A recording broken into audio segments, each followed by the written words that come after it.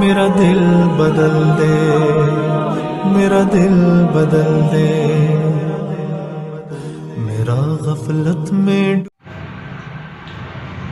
اعوذ باللہ من الشیطان الرجیم، بسم اللہ الرحمن الرحیم۔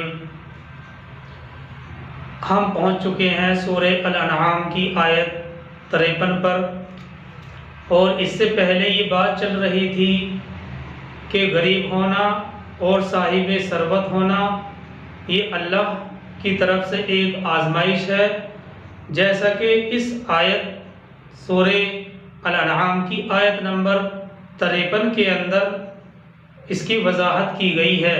پہلے آیت کا ترجمہ دیکھتے ہیں۔ اللہ تعالیٰ فرماتے ہیں وَكَذَلِكَ فَتَنَّا بَعْضَهُمْ عَلَى بَعْضٍ وَكَذَلِكَ فَتَنَّا بَعْضَهُمْ عَلَى بَعْضٍ، اور اسی طرح ہم نے ان میں سے بعض کو بعض کے ذریعے سے آزمایا ہے۔ یعنی یہ اللہ سبحانہ و تعالیٰ کی آزمائش کا ایک طریقہ ہے۔ مثال کے طور پر ایک شخص، ایک آدمی مفلس اور نادار ہے، اگر وہ کسی دولت مند شخص کو حق کی طرف بلاتا ہے یا حق کی طرف دعوت دیتا ہے تو وہ صاحب ثروت اس پر حقارت بھری نظر ڈال کر مسکرا دیتا ہے، اور وہ اپنے دل کے اندر یہ خیال کرتا ہے کہ اس کو دیکھو اور اس کی اوقات دیکھو، یہ سمجھانے چلا ہے مجھے۔ حالانکہ قرآن کے اصول کے مطابق یہ بات ضروری ہے کہ اس دولت مند شخص کو غور کرنا چاہیے کہ جو بات مجھ سے کہی جا رہی ہے وہ صحیح ہے یا غلط۔ بات کہنے والے کی شخصیت اور خستہ حالی کو نہیں دیکھنا چاہیے۔ اللہ سبحانہ و تعالیٰ نے فرمایا کہ اس طرح ہم لوگوں کی آزمائش کرتے ہیں، یعنی کسی کو غریب بنا دیا، کسی کو مالدار صاحب ثروت کر دیا، تو یہ اللہ سبحانہ و تعالیٰ کی طرف سے آزمائش ہے۔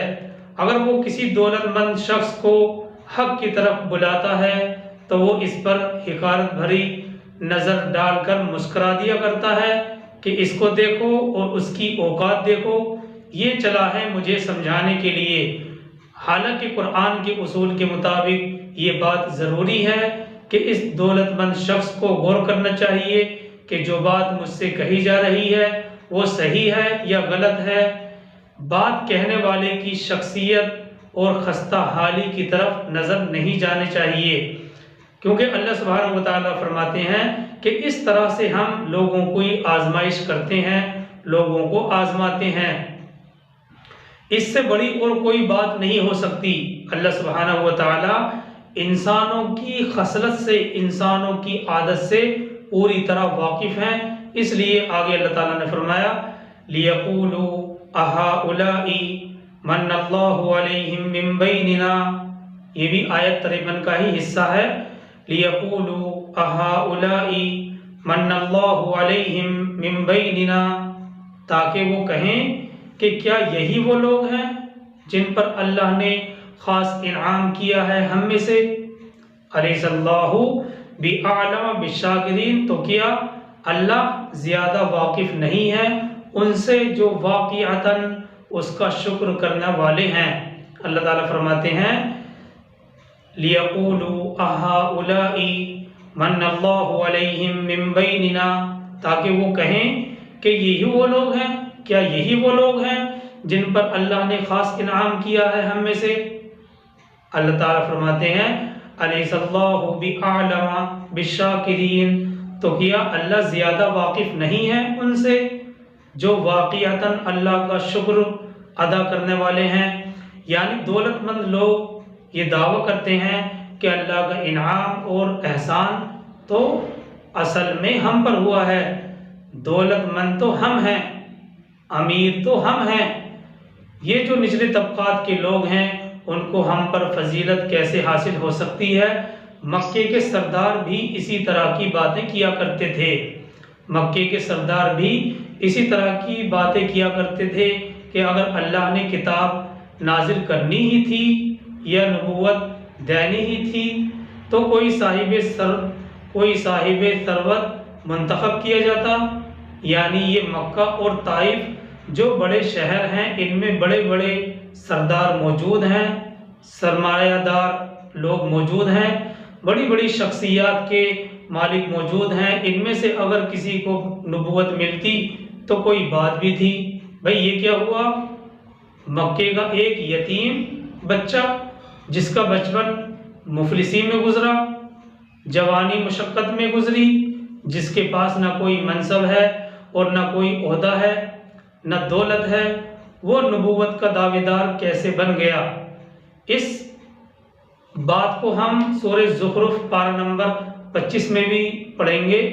من القریتین عظیم کے الفاظ ہیں سورہ زخرف پارہ نمبر 25 میں، اس میں بھی یہی بات دہرائی گئی ہے کہ یہ مکہ اور طائف دو شہر ہیں جو بڑے شہر ہیں، اور ان میں بڑے بڑے شخصیات کے حامل لوگ رہتے ہیں، بڑے بڑے سرمایہ دار لوگ ہیں، بڑی شخصیات کے مالک لوگ ہیں۔ اگر ان میں سے کسی کو نبوت ملتی تو بات بھی تھی۔ بھئی یہ کیا ہوگا کہ ایک یتیم بچہ جس کا بچپن سارا بچپن مفلسی میں گزرا، جوانی مشقت میں گزری، جس کے پاس نہ کوئی منصب ہے، نہ کوئی عہدہ ہے، نہ دولت ہے، وہ نبوت کا دعویٰ دار کیسے بن گیا؟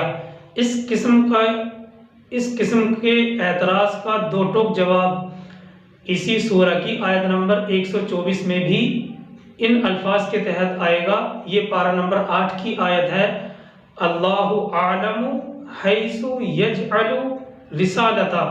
اسی سورہ کی آیت نمبر 124 اور پارہ نمبر 8 میں ہے یہ، اللہ اعلم حیث یجعل رسالتہ۔ تو اس قسم کے اعتراض کا دو ٹوک جواب اس آیت میں اللہ سبحانہ و تعالیٰ نے دیا ہے۔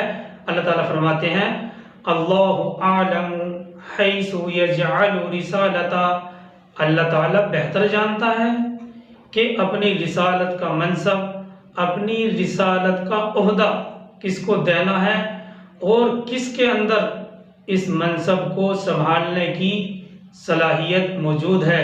اللہ سبحانہ و تعالیٰ بہتر جانتا ہے کہ اپنی رسالت کا منصب کس کو دینا ہے اور کس میں اس منصب کو سنبھالنے کی صلاحیت ہے۔ اور یہی بات ہم سورہ بقرہ کی آیت 227 میں طالوت کے بارے میں پڑھ چکے ہیں۔ طالوت کے بارے میں بھی لوگوں نے کہا تھا کہ وہ کیسے بادشاہ بن سکتا ہے، حالانکہ اللہ کی طرف سے ان کا بادشاہ بننا طے ہو گیا تھا کہ وہ بادشاہ کس طرح سے بن سکتا ہے۔ وَلَمْ يُؤْتَ سَعَةً مِّنَ الْمَالِ، اسے تو مال و دولت کی وسعت بھی نہیں ہے، اسے تو مال و دولت کی وسعت بھی نہیں دی گئی۔ ہم دولت مند ہیں، ہمارے مقابلے میں اس کی کوئی مالی حیثیت نہیں ہے۔ قرآن نے ان کی اس بات کا جواب اس طرح سے دیا تھا کہ طالوت کو جسم اور علم کے اندر کشادگی دی گئی ہے، بسطتاً فی العلم والجسم کے الفاظ آئے ہیں۔ یہ پارہ نمبر 2 کی آیت ہے اور سورہ بقرہ کی آیت 227 کہ ہم دولت مند ہیں، ہمارے مقابلے میں اس کی کوئی مالی حیثیت نہیں ہے۔ تو قرآن نے اس کا جواب، اس بات کا جواب اس طرح سے دیا کہ طالوت کو جسم اور علم کے اندر اللہ نے کشادگی دی ہے، بسطتاً فی العلم والجسم، لہٰذا اس میں بادشاہ بننے کی صلاحیت تم لوگوں سے زیادہ ہے۔ اور دیکھیے ایک مشہور مفسر اس آیت کے تحت اسی طرح سے انہوں نے ایک اہم بات نقل کی ہے، یعنی غریبوں اور مفلسوں اور ایسے لوگوں کو جو سوسائٹی میں ادنا حیثیت رکھتے ہیں، سب سے پہلے اللہ سبحانہ و تعالیٰ نے ایمان کی توفیق دے کر عزت اور گھمنڈ اور دولت رکھنے والے لوگوں کو آزمائش میں ڈال دیا ہے۔ یہ بہت اہم بات نقل کی ہے کہ غریبوں اور مفلسوں اور ایسے لوگوں کو جو سوسائٹی میں ادنا حیثیت رکھتے ہیں، سب سے پہلے ایمان کی توفیق دے کر ہم نے دولت اور عزت کا گھمنڈ رکھنے والے لوگوں کو آزمائش میں ڈال دیا ہے۔ تو یہ سب وضاحت تھی جو اس آیت سے سمجھ میں آتی ہے، اور غریب ہونا اور صاحب ثروت ہونا یہ اللہ سبحانہ و تعالیٰ کی طرف سے آزمائش ہوتی ہے۔ وَكَذَلِكَ فَتَنَّا بَعْضَهُمْ عَلَى بَعْضٍ، اور اسی طرح ہم نے ان میں سے بعض کو بعض کے ذریعے آزمایا ہے، یعنی یہ بھی اللہ سبحانہ و تعالیٰ کی طرف سے آزمائش کا ذریعہ ہے۔ آگے چلتے ہیں۔ اب دیکھیے اگلی آیت جو آ رہی ہے،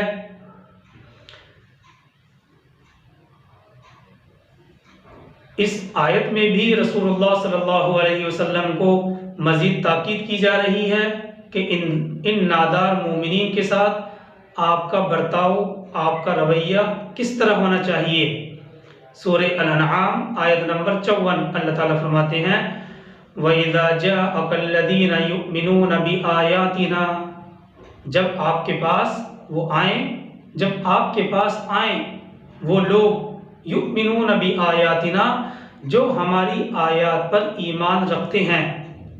وَإِذَا جَاءَكَ الَّذِينَ يُؤْمِنُونَ بِآيَاتِنَا، جب آپ کے پاس آئیں وہ لوگ جو ہماری آیات پر ایمان رکھتے ہیں، فَقُلْ سَلَامٌ عَلَيْكُمْ كَتَبَ رَبُّكُمْ عَلَى نَفْسِهِ الرَّحْمَةِ، تو آپ ان سے کہیے کہ تم پر سلامتی ہو۔ فَقُلْ سَلَامٌ عَلَيْكُمْ، تو اے نبی صلی اللہ علیہ وسلم آپ ان سے کہیے کہ تم پر سلامتی ہو۔ كَتَبَ رَبُّكُمْ عَلَى نَفْسِهِ الرَّحْمَةِ، تمہارے رب نے اپنے اوپر رحمت کو لازم کر لیا ہے۔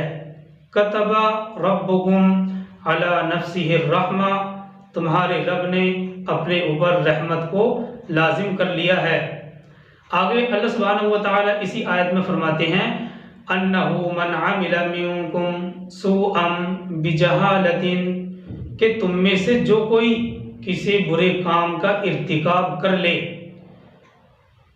کہ تم میں سے جو کوئی کسی برے کام کا ارتکاب کر بیٹھے، بِجَهَالَةٍ، جہالت کی بنا پر، ثُمَّ تَابَ مِن بَعْدِهِ وَأَصْلَحَ فَأَنَّهُ غَفُورٌ رَحِيمٌ، پھر وہ اس کے بعد توبہ کر لے اور اصلاح کر لے تو یقیناً اللہ بخشنے والا بڑا مہربان ہے۔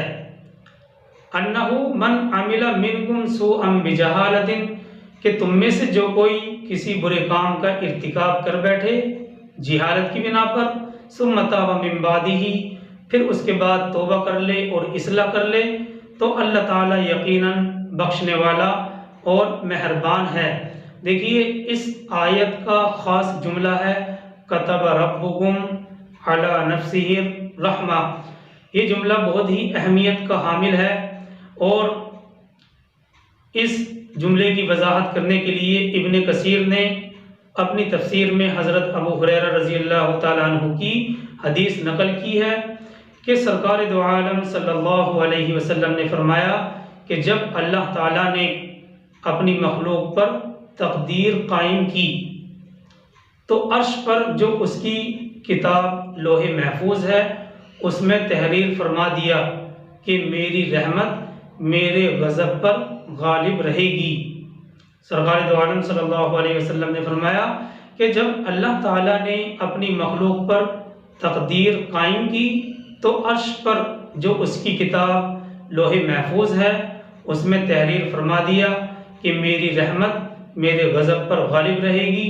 چنانچہ سرکار دو عالم صلی اللہ علیہ وسلم نے فرمایا کہ جب مخلوق کے بارے میں نفاذ حکم سے اللہ تعالیٰ فارغ ہو جائے گا تو تخت عرش سے کتاب نکالے گا جس میں لکھا ہوا ہوگا کہ میں ارحم الراحمین ہوں، پھر اپنی ایک یا دو مٹھی بھر مخلوق کو دوزخ سے نکال دے گا جنہوں نے خیر کے کام نہیں کیے تھے، اور ان کی آنکھوں کے ماتھے پر اور ان کی آنکھوں کے درمیان ماتھے پر پیشانی پر لکھا ہوا ہوگا یہ اللہ کے آزاد کردہ ہیں۔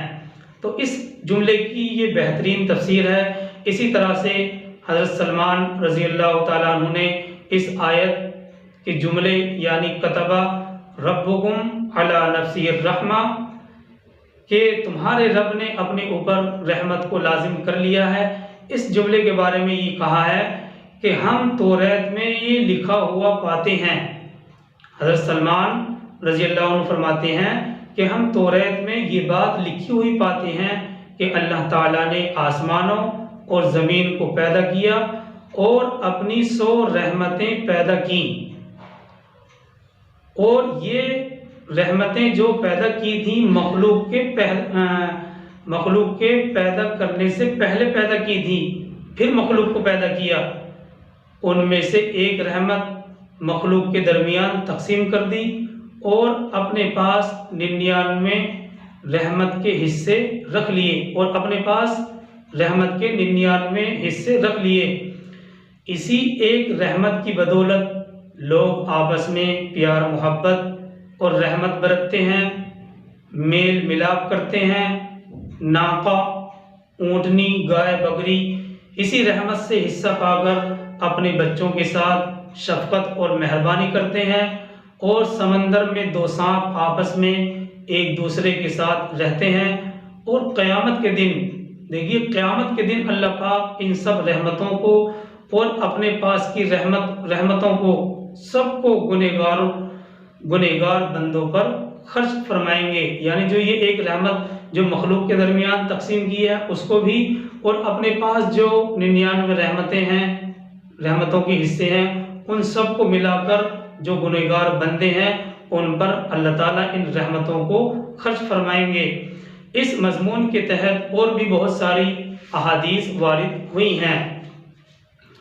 چنانچہ معاذ ابن جبل رضی اللہ عنہ سے مروی ہے، کیا تم جانتے ہو کہ بندوں پر اللہ کا کیا حق ہے؟ یعنی جو انسان بندے ہیں ان پر اللہ کا کیا حق ہے؟ حق یہ ہے کہ وہ اسی کی عبادت کریں اور کسی کو اس کا شریک نہ بنائیں۔ یہ حق تو ہے بندوں پر اللہ کا۔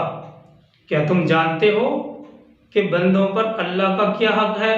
معاذ ابن جبل رضی اللہ عنہ فرماتے ہیں کہ اللہ کے نبی صلی اللہ علیہ وسلم نے فرمایا، کیا تم جانتے ہو کہ بندوں پر اللہ کا کیا حق ہے؟ حق یہ ہے کہ وہ اسی کی عبادت کریں اور کسی کو اس کا شریک نہ بنائیں۔ پھر پوچھا کہ بندوں کا حق اللہ پر کیا ہے؟ پھر اللہ کے نبی صلی اللہ علیہ وسلم نے فرمایا، حق یہ ہے کہ خدا انہیں معاف کر دے اور عذاب میں مبتلا نہ کرے۔ آگے چلتے ہیں آیت نمبر 55 کی طرف۔ اللہ تعالیٰ فرماتے ہیں، وَكَذَلِكَ نُفَصِّلُ الْآيَاتِ وَلِتَسْتَبِينَ سَبِيلُ الْمُجْرِمِينَ، اور اسی طرح ہم آیات کی تفصیل بیان کرتے ہیں تاکہ لوگ ان پر غور و فکر کریں اور مجرموں کا راستہ واضح ہو جائے۔